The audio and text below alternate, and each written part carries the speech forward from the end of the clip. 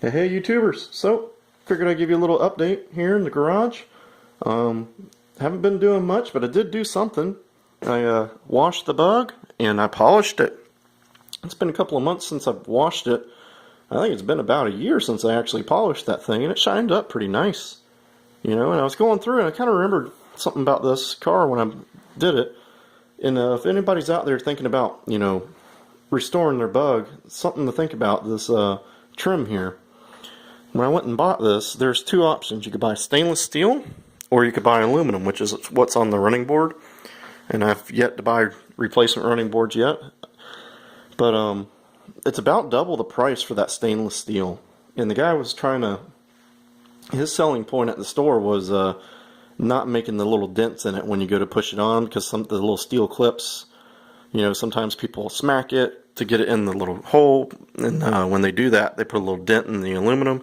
He's like, this stuff won't dent. And I was like, I could give, a flying toot about that. I want to see what it looks like. And they're cool enough to take a little piece out of the package and show me out in the sunlight the stainless compared to the aluminum, and that just sold it right there. That stainless is beautiful against the paint. And I don't know if that's correct for a stock restoration, bug, but if you're building like a street car or something that is going to be a modified car, go with the stainless. It's worth the money. I haven't had any problems with it. It all fit really beautifully, but mainly it pops when the light hits it.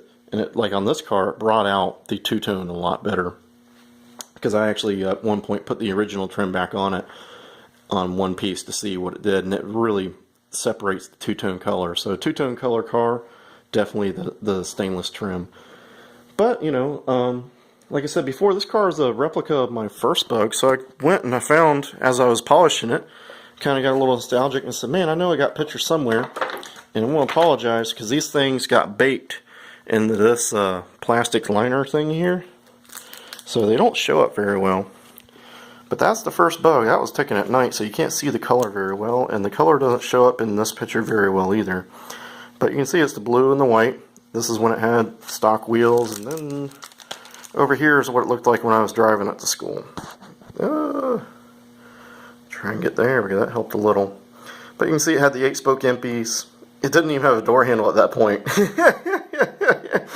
It had 67 door handles, and I don't know why I wanted the square buttons, like this one's got, but the 67s are stainless steel, they're better, which the thing doesn't even have door handles. It doesn't even have a door handle in this picture here, which I won a trophy at one of the shows that they don't have anymore. Look, it doesn't even have a door handle, but yeah, it needed a lot more than, the paint job was really good. My dad did a good job painting that thing.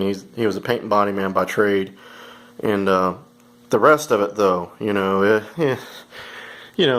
I remember he bought me door panels, and we put the headliner in ourselves, and it all came out pretty good. But then we didn't have the money for seat covers, so we had the old seats, and I went down the auto parts store and bought the spray vinyl and sprayed them. It just, it needed some interior love, and it needed some framework, and that's what killed the car. But anyways, so we're going to No-Do tomorrow. That's why I'm spiffing up the bug. Hopefully some of you Florida boys and Georgia boys will be there. That'd be kind of cool. And if you see the car, you'll see me, fat chubby guy with the, red beard. And stop and say hi. If I'm not busy, I'll talk. I don't have to have any of the kids, so I should be pretty easy to talk to there, unless I got to rush to the bathroom, who knows. But the show's tomorrow, and I'll take some pictures of that, and we'll make a little video of it. I have pictures from the pre-party at Stratton Motorsports. It was a really cool place to visit. He does restorations on mostly buses. Is where he's buses and Porsches, I think, are their, I wouldn't say like bread and butter, but that's their specialty, I think. And or at least that's definitely where the guys are, going to get it done. And he does really superb work. The stuff there coming out of there is really nice, and got a lot of cars in there in different stages, and that was really cool to go see some of the stuff he has. He goes all the way down, and like some of the buses started, he had one there that was starting from the frame rails, like everything else was gone. you know, and it's pretty wild that you can even do that nowadays. You know, they got all those panels from the green panel people. So, you know, there's some people really serious about those buses and getting them fixed. I couldn't afford to do anything like that, and I couldn't see, because buses are neat, but they still just don't hold that. The early models do, but not, I don't know, they just still don't tickle my feathers that well, you know, for being as expensive as they are now. But, you know, they are cool, I will admit that. You know, they are neat, they're just not meant for me. But we're going to try and get this thing to the drag strip soon. We have a little challenge between all of us. Ben's got a stock motor in his car right now, completely stock 1600 single port. John's got the stock motor with the turbo on it, which is not so much stock, I guess, in respect. And then I got the stock single port with 1.4s and ICT, so that's not really too stock.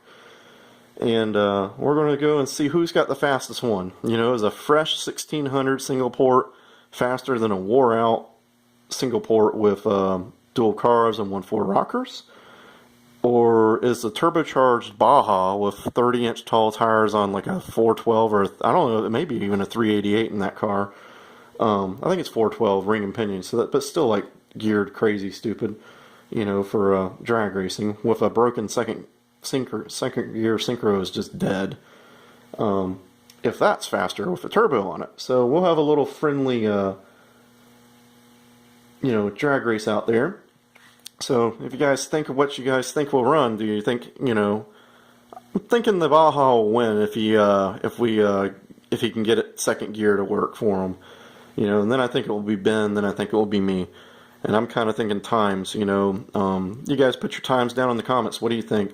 I'm thinking this thing's going to run 22 or 23 seconds. I'm kind of like 22 and a half, we'll say.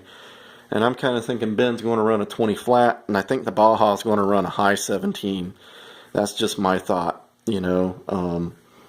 So what do you guys think? You know, put them in the comments, and I'll try and update the description on this one day and put what it does run. And of course we'll make a video out of it, you know. But anyways, this video is getting really long, so hopefully you guys are out there and can come to the No-Do show if you're local. It's in Port Orange, Florida, at their Civic Center, I think it is. Civic Center. It's actually got a name right by, it's right off Dunlawton Boulevard, right behind the Sonny's, I think, is kind of like the closest business right there that most people know. And it's right off 95, so it's pretty easy to get to. It'll be a cool day tomorrow, so it should be fun. We're going to cruise on up kind of early in the morning. Ben's going for a swap spot, so he's going a little earlier than me and John. Me and John are going to cruise up there in the Baja, and I'm going to take the Bug. He's going to take his Baja. And so, you know, it should be a fun day tomorrow. And we'll try and get some pictures and videos and make a video about that, so some of you guys from around the world can see the cars over there. But I'm rambling, so good night. It's the next day, actually. It's Sunday now, because it's like 1 in the morning, and I need to get some sleep because I'm trying to get up early. So I'll make a video of the engine. Remember, if you like any of the videos, please like and subscribe. I should probably say that at the beginning because people fall off about 3 minutes. And just figured I'd show you guys some old photos and what this thing's trying to become. You know, because I think some people are going to, I'm still making decisions on all this. That's definitely going on there.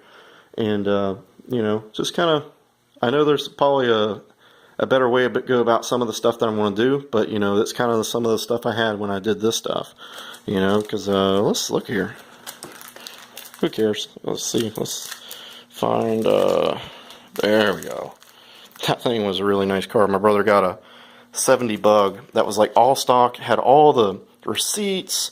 This guy had it in his family for like 20 some odd years, and every kid in his family learned to drive it, and it was all original. And then we did that to it. We de-chromed it. We ended up lowering it, and I ended up putting this little hot rod single port that I built in there.